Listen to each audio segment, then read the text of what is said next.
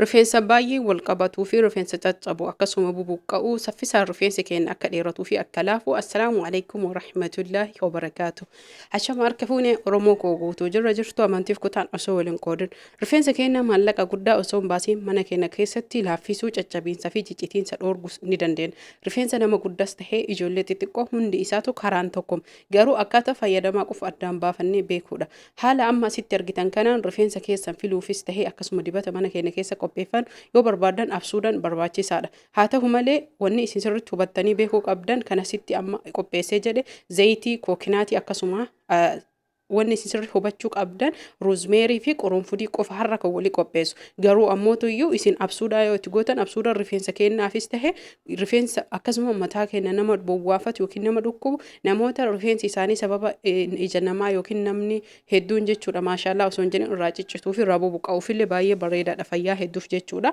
Akkuma asitti argitan kanatti roozmeerii daakee akkasuma qurunfudii daakee zayitii kookinaatii qopheeffadhee sirriitti wanni isin hubachuu qabdan kookinaatiin biyya qorraa keessatti ol jinaara yoo taate akka dhadhaatiiti kan wal qabattuu fi yookiin akka dhoqqee kan taatuudha. Akkuma asitti argitan kanatti saanii burcuqqoo yookiin saanii gizaazaa ni dhiyeeffanna.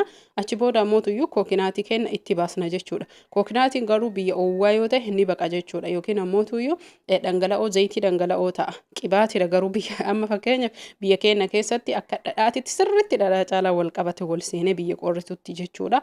Akkasuma ammootuyyuu namoonni biyya qorraa jirtan isinitti ajaa'iban ta'ini garuu namni biyya oowwaa jirtan ammoo ni baqaa jechuudha. Booddee sanii distii finnee bishaan ibiddarra keennee bishaan itti naqnaa yoo barbaanne bishaanuma wajjin finnee ibiddarra kenna erga bishaan sun oowwee ammootuyyuu saanii burcuqqoo yookiin saanii amma zayitii yookiin ammoo qibaatii kookinaatii fi akkasuma immoo qurunfudii roozmeerii itti naqnee jenne kana walitti ibiddarra kenna. Booddee sanii walitti oowwee erga inni jedhee ammootuyyuu guyyaa 10 yookiin hanga 7 tokko ukkaamsinee kenna. Achi booda zayitii kana yookiin qibaatii kana dhimbiibne ammas halkan tokkoof jechuun hanga inni xiqqoo qabbanaa'utti addaan erga dhimbiibne geessinillee ni kenna. Sirriitti hubadhaa waan barbaadan carqiinis tahee gingilcha adda addaa xixiqqaa dhadhaatiin dhimbiibuu ni dandeettan. Erga yeroo dhimbiibnu kanas waan wal qabatuuf deebifnee ho'ifnee dhimbiibna jechuudha. Erga inni qorree jedhee ammootuyyuu sirriitti wanni isin hubachuu qabdan lafa kenna. Booddee sanii ammoo zayitii qobboo dhiyeeffanne zayitii qobboo itti godhuudhaan sirriitti waliin geenna. Erga zayitii qobboo goonee itti goonee waliin geennee jenne akkuma dhadhaa yookiin qibaatii dhoqqee kamuyyuu meeshaalee qadaada qaban meeshaa burcuqqoo irraa oomaman yookiin ammoo meeshaa qibaatiin kookinaatis haa ta'uu qibaatii dhoqqeelee adda addaa kan rifeensa keessan dibattan keessaa dhumates yoo ta'e rakkoo tokko hin qabu. Meeshaa qadaadicha qabutti erga waliin geettanii jettanii gootan. Sirriitti wanni isin asitti hubachuu dandeettan yoo isinii danda'amee jedhee ammootu qibaatii abukaadollee itti godhuu ni dandeettani. Namni qibaatolee kanan arganne dhadhallee fayyadamuu ni dandeettan jechuudha. Dhadhaa roozmeerii fi akkasuma ammootuyyuu baala foonii yookiin akkasuma qurunfudii absuudaa wajjin dibachuu ni dandeettan. Kana jechuun kiyya akkaataan dibata isaa tokkorraa hanga xumuraatitti yoo kan ilaaltan tahe faayidaa guddaa irraa argattan. Erga haala kanaan qopheeffannee jennee qibaatii kookinaatii kenna meeshaalee walitti makamuusaa wajjin qibaatii kookinaatii fi zayitii yookiin ammoo qibaatii qobbootii jechuudha. Hordoftoota fi kabajamtoota kiyya qobboo jirtullee warra biyya jirtan baafachuu ni dandeettan. Akkamitti akka baafamu yeroo hedduu barsiisee jira. Erga meeshaa kanatti gootanii jettanii ammoo qibaatii kenna kana galgala torban keessatti yeroo 2 galgala hunda dibannee ittiin rafnee ganama kaane rifeensa keenya ofirraa dhiqna. Akkaataan dhiqannaa rifeensa keenyaa viidiyoo kana hanga xumuraatitti yoo ilaaltan kan argattanii fi kan irraa fayyadamtan. Keessattuu shamarran keenya biyya alaa jiran gaafilee adda addaa na gaafatan. Wantoota asirratti himtu kana gurgurtee hojjettee maan hin gurgurre sirraa bitanna sirraa ajajanna sirraa xalabanna naan jedhaa jirani.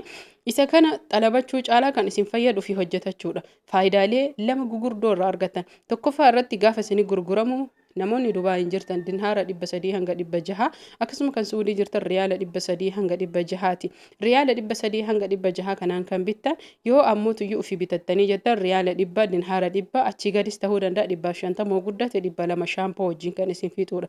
Isin isa kan hanga waggaatitti fayyadamuu dandeettan. Haala ammas argatan kanaan erga godhattanii akkuma dhadhaa waan jiruuf jecha sirriitti wal fudhate isa kana kunne rifeensa keenya qoqqoodaatiin itti dibna sirriitti rifeensa keenya fudhachiifne ishimne barbaachisaa ta'u marree galgala ittiin rafne ganama ammootuyyuu ofirraa dhiqna jechuudha. Hubadhaa sirriitti daa'ima teessaniifis tahee ijoollee xixiqqoofillee ni ta'a.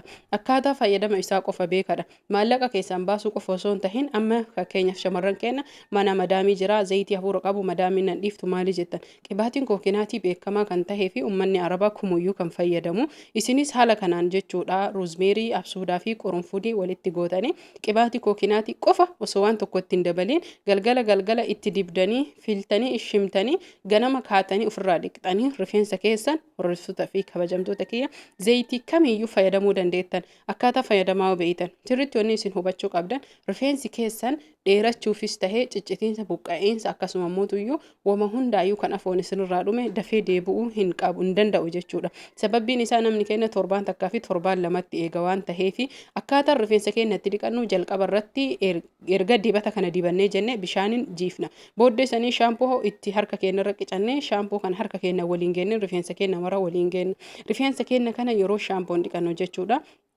Sirriitti rifeensa buqqee keessa akka seenutti yookiin ammoo akka dibata kana dhibbarraa dhibbatti nurraa qulqulleessutti lama itti deebinee dibana. Shaampoon ittiin dhiqatan shaampoo rifeensa keessaniif mijataa ta'e akka fakkeenyaatti shaampoo kookinaatii, abukaadoo, shaampoo qobboo irraa uumamuu fi qobboo jechuudha. Akkasuma qullubbii irraa uumamullee fayyadamuu ni dandeettan. Shaampoolee hedduudha. Sirriitti ittiin dhiqachuu yeroo lama itti deebistanii dhiqachuu qabdan. Sababbiin isaa akka qibaatiin kun isinirraa bahu. Ammoo boodarra deebitanii qibaatii yeroo dibattan caafii rifeensa keessanii qofarratti dibattanii bakka lamas haa ta'u bakka sadiitti haa ta'u rifeensa keessan kan ishimtanidha jechuudha. Sababbiin isaa rifeensa keessan bakka lamatti ishimuun osoo jiin sirriitti irraan gogiyyoo irraa qoqqooree bishaan irraa xuuxamee jedhe rifeensi keessan akka hin caccabnee fi akka dirra kennatu akka laafuu fi akkasuma mootuyyuu rifeensi keessan booda yoo hiitan akka firiizititti laafee kan mammaramudha. Rifeensi kumuyyuu jechuudha kunuunsaa fi haala isaa yookiin tartiiba isaa dabaree isaa eegnee fi yoo kan fayyadamnu taane akka sirriitti rifeensa keenya dheeratuu fi ciccitiinsa yookiin rakkoolee kamirraayyuu bilisa ta'uu nu godha. Namoonni keenya shaampoo caafii rifeensatti kan diban malee irra caalan isaanii ammootuyyuu hubannoo waan kanaa hin qaban jechuudha ittiin dhiqachuu malee.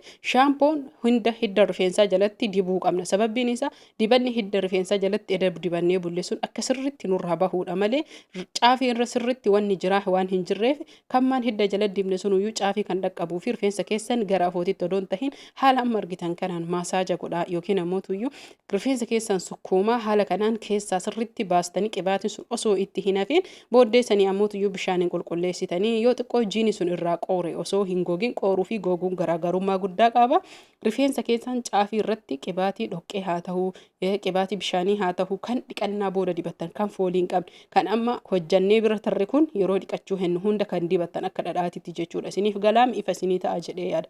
Achi booda ammootuyyuu qibaatiin isin dibattan food heerii jira, biluu maajikii jira, akkasuma daaksii jira. Qibaatolee hedduu kookinaatii abukaadoo irraa kan uumame akka amma argitan kana caafii rifeensa keessanii irra dibdan. Kana jechuun caafii yoo jedhu akkaataa dheerina rifeensa keessaniitiin rifeensi keessan gabaabaa yoo ta'e caafii rifeensa keessanii haga gubbaatitti jechuudha. Garuu buqqee qofan tuksiisina akka amma viidiyoo argitan kanatti booddeessanii ammootuyyuu suuta sirriitti filuu odoon tahin suuta filtanii rifeensa keessan caafii isaa irraa filtanii filaa seensiftanii fuutanii ishimtan jechuudha. Namoonni dhayachuu barbaadanis hin dhahatinaa har'a gaafa miiccattan kana.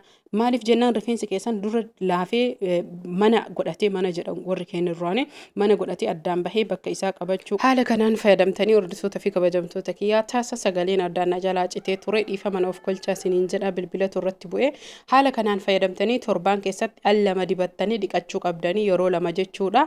Hordoftoota fi kabajamtoota kiyyaa namoonni viidiyoo kana isinitti dheeratee jedhe hanga barbaadan qofa irraa laaltanii akkasuma immoo namni jaalattan laayik gochuun sabskiraayib warri hin goone namni haaraya qofa taatan sabskiraayib godhaa namni duraanii sabskiraayib gootan laayikii qofa godhaa isiniin jedha. Isinirraa baduu kiyyaaf na of kolchaa isiniin jedha. Asumaan ammootuyyuu nagaatti hanga viidiyoo biraatii walitti deebinutti fayyaan faaya isiniin jedha. Oromoo ko hundi keessan galatooma. Akkasuma ammootuyyuu abdii rabbiitiin inshaallah fedhii rabbiitiin viidiyoolee yoo rabbi na dandeessisaniin hojjedha inshaallahu ta'ala du'aa inaaf godha horaa bulaa.